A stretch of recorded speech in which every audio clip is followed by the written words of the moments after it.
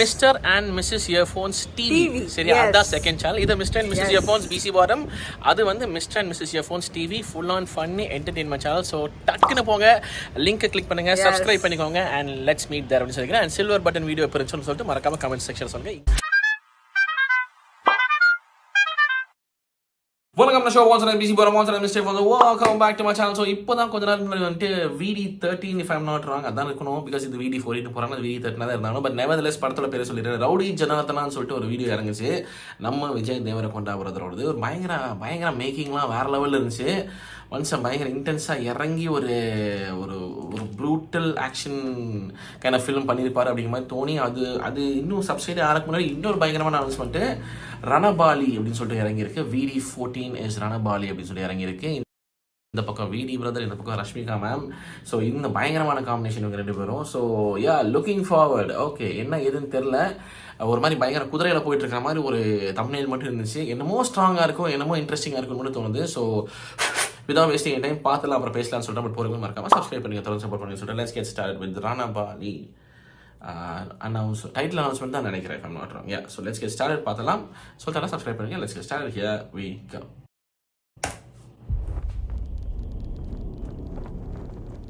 Okay.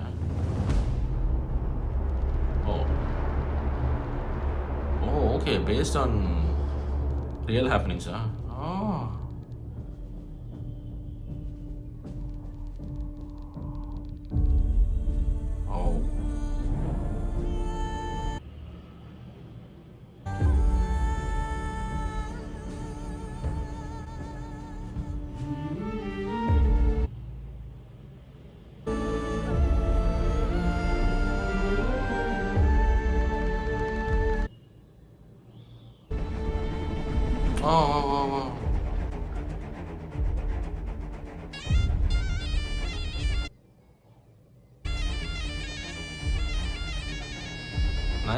Nice favourite. இந்த video பயங்கரமாக இருக்கு.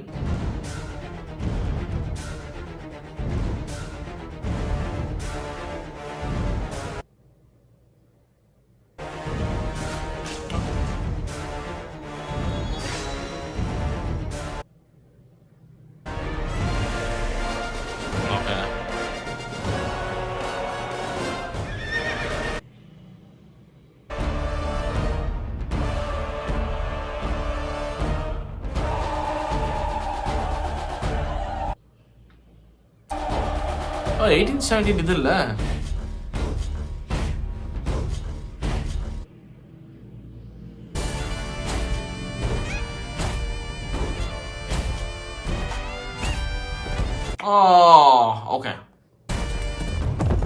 ஓகே சம்வேர் அந்த இந்தியன் ட்ரீயோட லுக் வருதுல்ல, அந்த ஃப்ரேம் அப்படியான்னு தெரியல.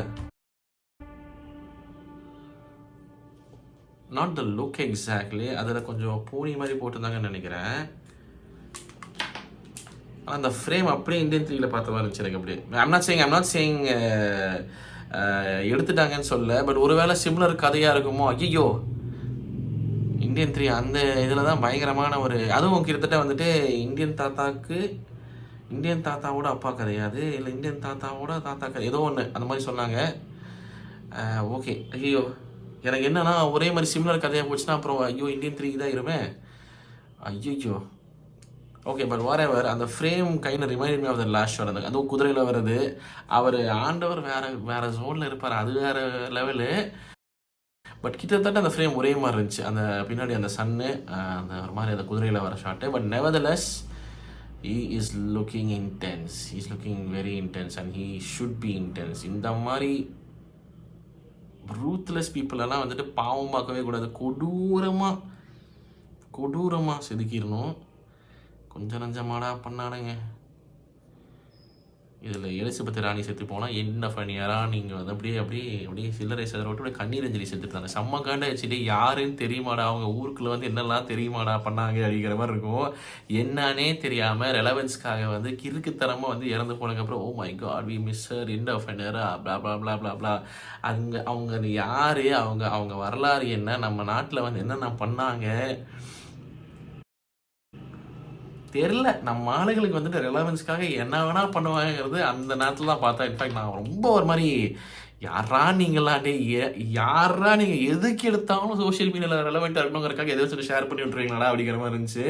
உண்மையிலே ஒரு சில பேர் தான் அது பயங்கர வருத்தமாக இருந்துச்சு பார்க்குறக்கு. என்ன பண்ணுறோம் எதுக்கு பண்ணுறோன்னே தெரியாமல் இந்த மாதிரி தான் நம்மளை ட்ரீட் பண்ணாங்க. லிட்ரலாக அந்த சாப்பாடு எடுத்து வைக்கும்போது அதை கையிலேருந்து பிடிங்கிட்டு போனாங்க. அது ஐ மீன் இந்த ஃபர்ஸ்ட் ஆஃப் ஆல் அந்த வீடியோ பண்ணால் யார் well done whoever did the video, animated video ரொம்ப அழகாக இருந்துச்சு. ஃபுல்லாக ஆல்மோஸ்ட் அனிமேஷன்லேயே போயிட்டாங்க. ரொம்ப ரிவீல் பண்ணல.